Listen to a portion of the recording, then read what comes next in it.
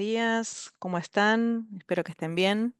Le doy la bienvenida a la segunda sesión del día de hoy en nuestro quinto aniversario. Le quería dar la bienvenida a Nicolás Bogliolo, lo quiero invitar a que prenda la cámara, a ver si lo podemos ver. Buenas, ¿cómo andan? Hola Nico, ¿cómo estás? Todo bien, todo bien. ¿Ustedes? Bien, bien, por suerte todo bien, gracias. Quería hacer una breve introducción antes de que te dé la palabra.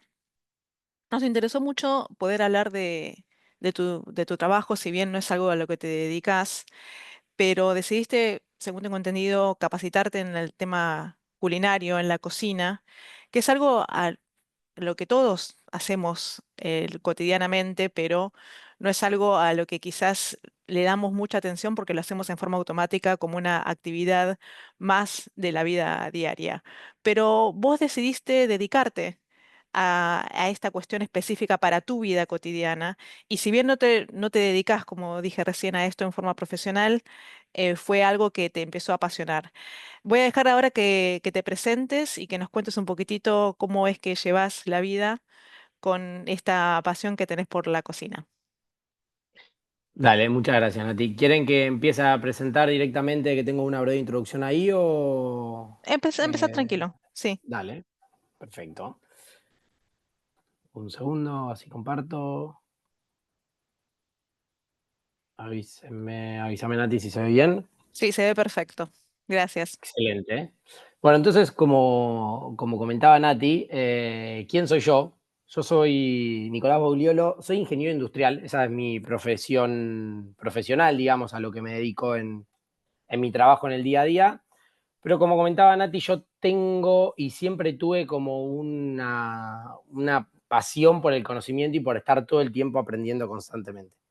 Y una de las cosas que en el último tiempo, y la verdad es que empezó en la pandemia, fue la cocina. Dije, es algo a lo que dedicamos tanto tiempo en nuestra vida y es tan importante en todo lo que hacemos que le quise dedicar más tiempo y empezar a aprender un poco más de lo que realmente estaba haciendo cuando cocinaba, que es algo que hacemos todos los días.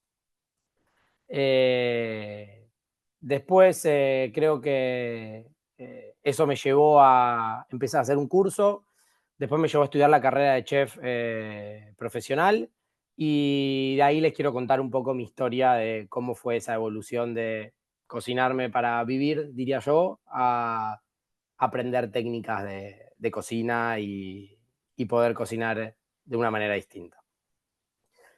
Bien, para empezar la historia quería contar cómo fue mi llegada a la cocina, que si bien un poco lo acabo de mencionar, esta historia yo creo que empieza de una manera distinta en la pandemia.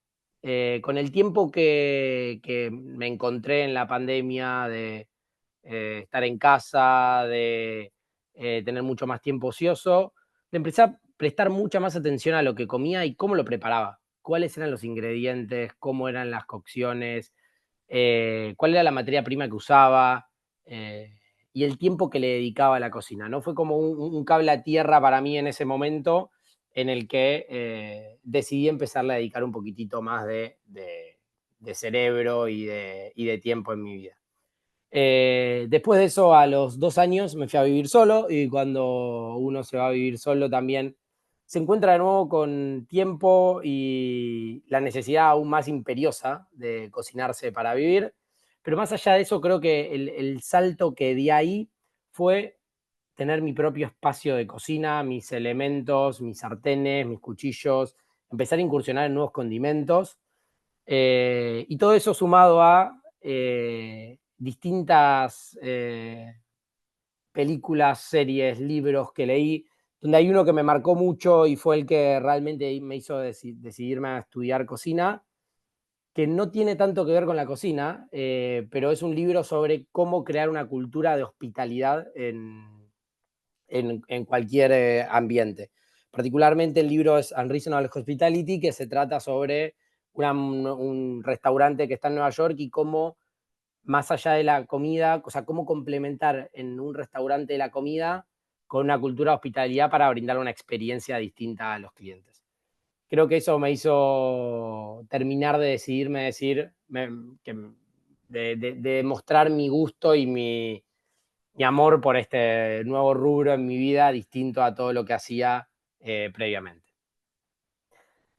Bien, entonces, lo primero que les quiero contar es el primer curso que hice. El primer curso que hice lo hice en el Instituto Gato Dumas, que es un instituto de cocina argentina de los dos más conocidos. Era un curso para principiantes donde se enseñaban técnicas de cocción básica a través de una manera práctica. No se dictaban teoría ni se terminaba de entender en profundidad por qué se realizaba lo que se realizaba, pero sí te daba una base muy grande de cómo optimizar los platos y cómo ciertos ajustes en la forma en la que uno cocina puede hacer un gran cambio en el plato final. En este curso las clases eran, como decía, meramente prácticas, donde primero veíamos la demostración del chef cocinando y explicándonos las recetas, y luego de eso pasábamos a la cocina, cocinando a cuatro en grupo. Como ven acá en una de las fotos, yo lo hice con un amigo y preparábamos los mismos platos que preparaba el chef antes.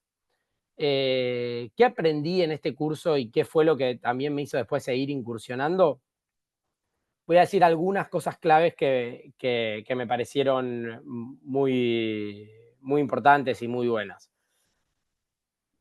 Se aprendía a cocinar a través de recetas. Entonces, hay un par de recetas que marcaron mi amor por la cocina. Dentro de las cuales una fue el soufflé. Cómo hacer un soufflé. Uno a veces piensa que puede ser muy complicado y no lo termina haciendo. Donde la clave del soufflé son tres. Poder batir las claras de huevo a punto nieve. No se tienen que pasar, porque si se pasan después no se te integran bien en la base en la salsa de base que uno hizo. La salsa esta de base tiene que estar tibia en el momento en que se va a mezclar con las claras de nieve que están batidas a punto nieve. Y por último, y creo que de estas cosas que uno dice cómo hacen la diferencia, la mezcla entre las dos tiene que ser poco a poco. Uno tiene que ir incorporando elementos de una a otra de manera paulatina, para no romper las densidades que hay entre las dos distintas densidades que hay entre las dos masas que uno tiene.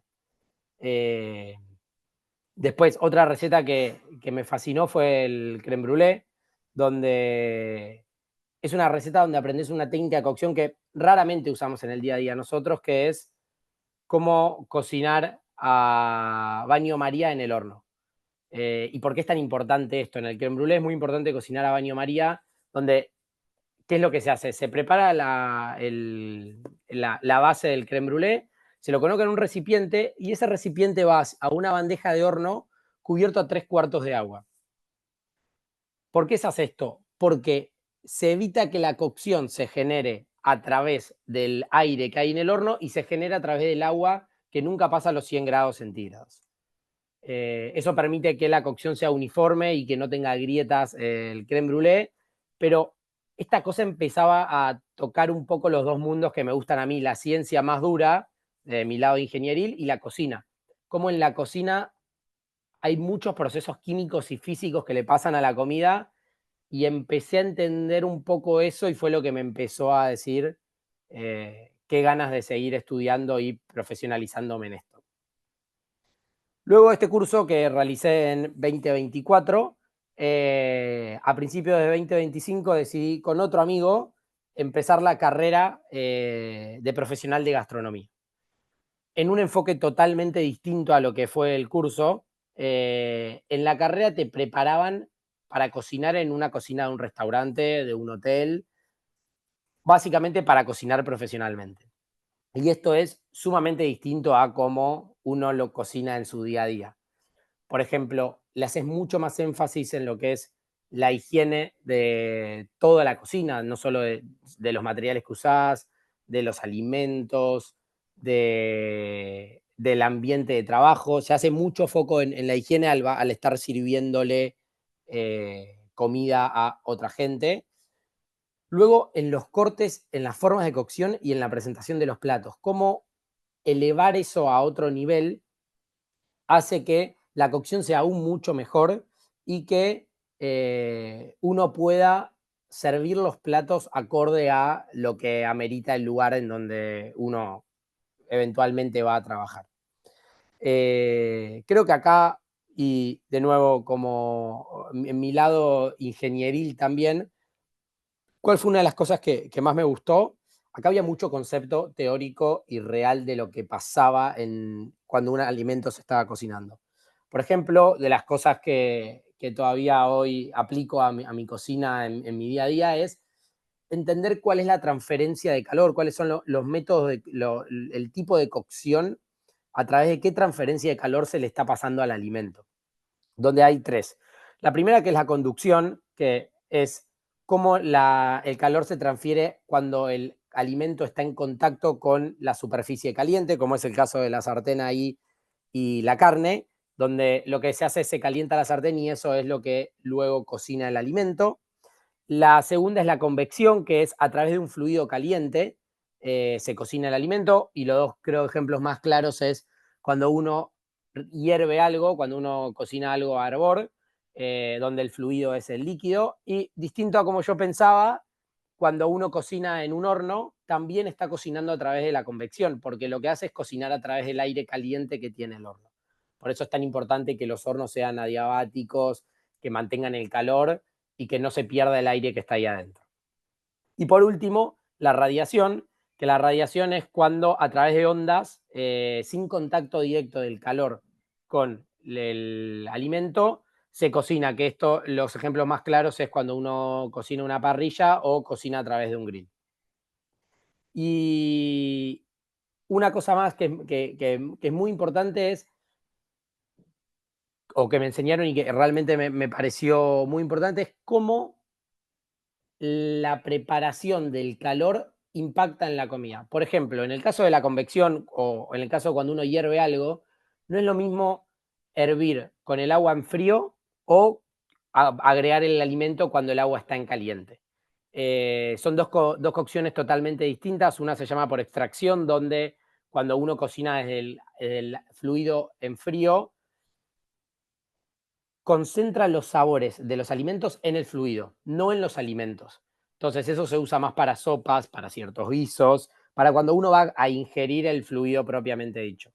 Y distinto cuando se cocina por concentración, que también puede ser el caso de los guisos o en el caso del el horno de cocina más común, donde lo que hace poner el alimento cuando ya está en caliente el fluido es concentrar los sabores en el alimento. Y esto se realiza justamente para cocciones en donde uno quiere que se concentre bien el sabor en el alimento.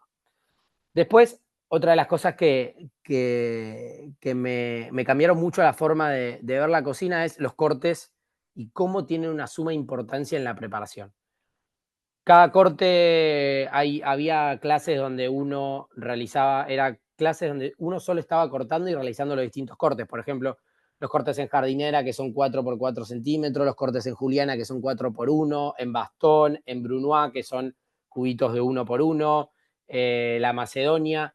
Cómo es muy importante para cada plato realizar el corte correcto y y que el corte sea símil en toda la verdura, porque si no, no se te va a cocinar de la misma manera. Es decir, si uno está cortando una zanahoria y corta una parte en juliana y otra corta y otra en jardinera, la cocción a la que va a someter a la zanahoria no va a ser la misma debido a la superficie y el volumen que tiene.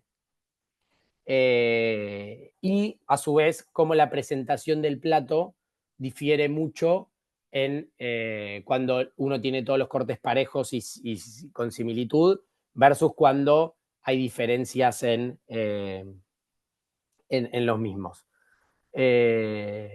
Y creo que como último punto, o como dos últimos puntos en realidad, lo que me gustó de la carrera es cómo se hace énfasis en los alimentos. Tuvimos clases donde vimos únicamente huevos y aprendimos a cocinarlo en sus 3 puntos de cocción, pasado por agua, molet o huevo duro. Aprendimos a hacer omelette, que el omelette uno piensa que es algo tan rutinario y es de las recetas más complicadas que me tocó hacer, como hacer un omelette con la receta francesa tradicional. Es realmente algo que uno lo hace sin usar utensilios y dándole golpes al mango de la sartén para que el omelette vaya girando, y cómo es algo que uno en su día a día lo realiza totalmente distinto. Y por último, un pequeño dato de color que, de nuevo, uniendo mis dos mundos entre ingeniería y alimentos, hay algo que se llama la reacción de Maillard, que fue algo que también fue uno de esos conceptos que me explotó la cabeza, hizo como que me dé cuenta realmente por qué tenía pasión por este mundo. La reacción de Maillard se da cuando uno cocina un alimento o una carne a través de una conducción, o sea, cuando se transfiere el calor, como se ve ahí en la sartén, a través del elemento caliente. Y lo que pasa ahí es, creo que a todos nos pasó en nuestro día a día, de que se nos pega la carne o se nos pegan cualquier tipo de carne en las sartenes. Y lo que está pasando ahí realmente es, se está realizando la reacción de Maillard, que es, se están fusionando los aminoácidos y los azúcares, formando una costra, que es la costra que se ve ahí arriba en la foto, y que esa después es la costra que también concentra el sabor de la carne dentro de la misma. Y que cuando la costra ya está formada, la carne se da vuelta sin pegarse. Entonces fue como un proceso químico, y a veces la paciencia también en la cocina, que es súper importante, hacen que pases de luchar contra un alimento y su cocción a entenderlo y saber por qué uno lo tiene que dejar esperar y cuál es la mejor forma de cocinarlo.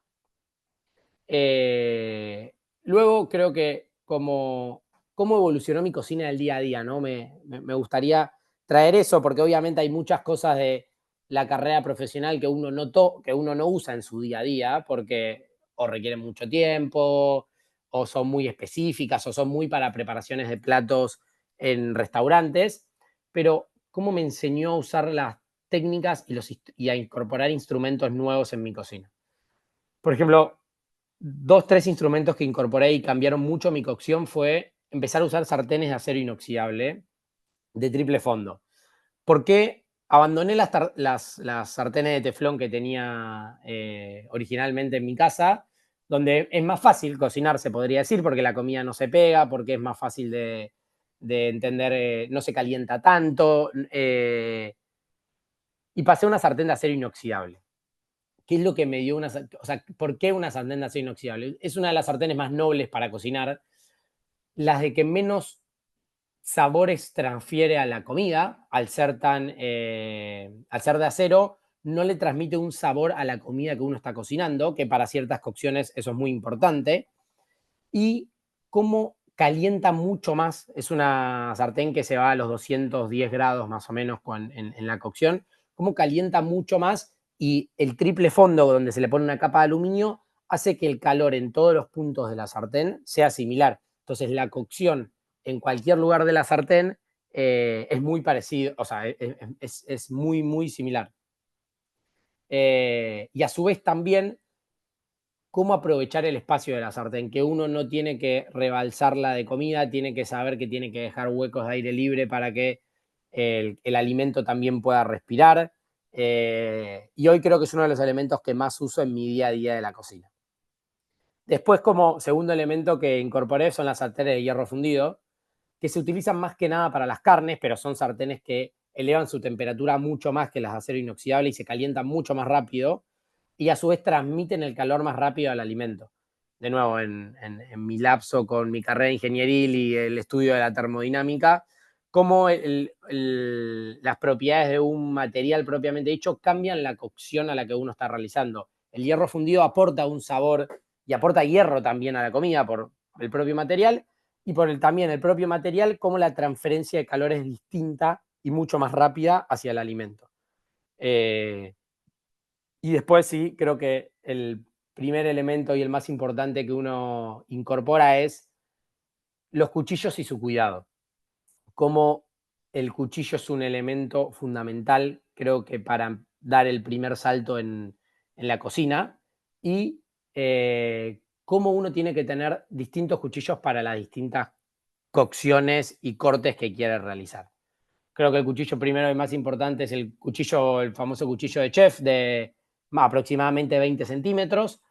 Y como uno le empieza a prestar atención también a los materiales del cuchillo, a qué acero desde qué acero y qué dureza, qué resistencia tiene el cuchillo para entender el mantenimiento que le tiene que dar, cada cuánto lo tiene que afilar, entender el mango, cómo está unido, cómo está hecha la fundición entre el mango y la hoja propiamente de corte, para que cambia cómo uno utiliza el cuchillo, cómo uno agarra el cuchillo y, como se ve en la foto, lo usa con una empuñadura firme y con la mano cerrada, y cómo termina siendo como un segundo elemento de la mano a la hora de cocinar, y uno no piensa que está con un cuchillo, sino como que se acostumbra y acostumbra al cuerpo a cortar de esa manera.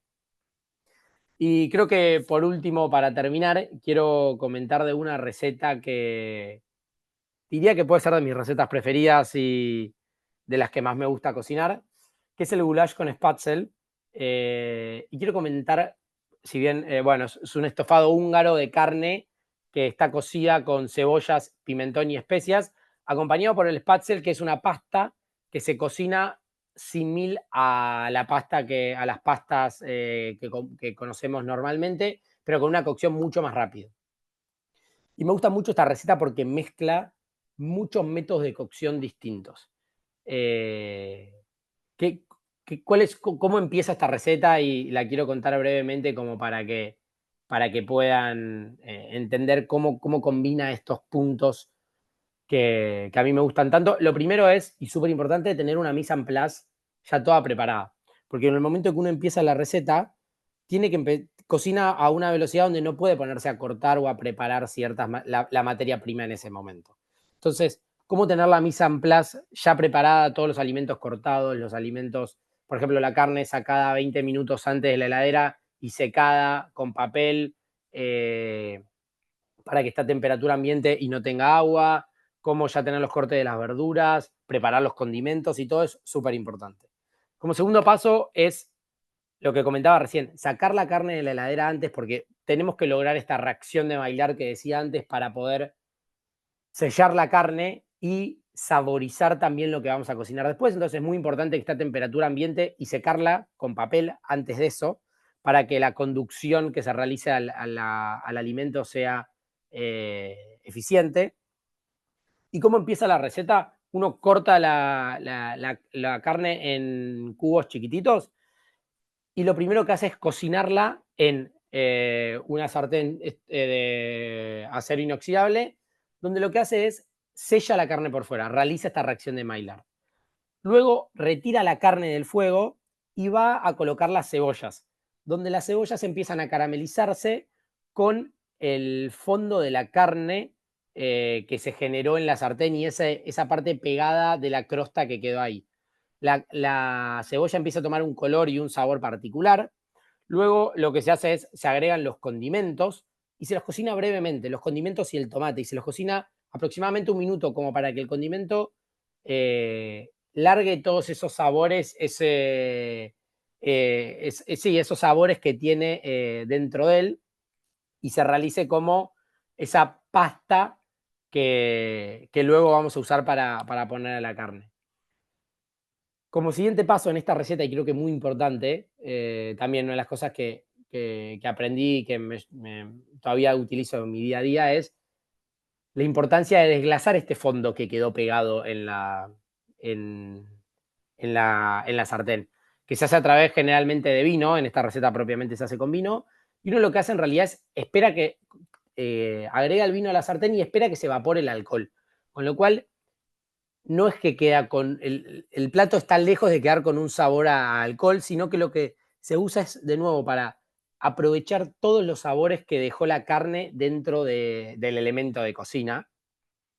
Y luego ya sí, una vez que uno entró a este paso, lo que se hace es, se vuelve a agregar la carne y se deja cocinar durante 20, 30 minutos, para que se concentren los sabores y se haga un guiso. Ahí se termina la parte del goulash propiamente dicho, y después en paralelo se realiza lo que es el spatzel. Que el spatzel es una, una mezcla de harina, huevo y agua, donde la importancia, o creo que lo que hace que la receta, el spatzel salga realmente bien es enfriarlo, enfriar esa mezcla para que se vuelva un poco más consistente y al momento de lo que se hace es con un rallador arriba de una olla con agua caliente, porque de nuevo acá queremos cocinar por concentración y que el sabor quede propiamente en el spatzel y no en el agua, porque no la vamos a ingerir. Se raya la masa y va cayendo en pedacitos como si fueran eh, pequeñas medialunas muy chiquitas y se cocinan en menos de un minuto. Y cómo esa importancia de tener la masa dura para poder rallarla con el rallador implica mucho y impacta mucho en la cocción del alimento y en cómo después tiene una consistencia que se mezcla en el plato y termina dando, creo que para mí, uno de los platos más ricos para las temperaturas de invierno y más sabrosos que he probado. Así que nada, eso quería contarles hoy, cómo fue mi paso por empezar a cocinar como rutina, a terminar a estudiar una carrera de chef,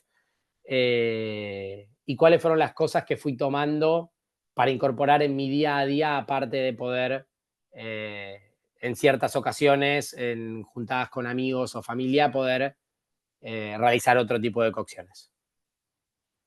Bueno, Nico, muchas gracias. La verdad que fascinante.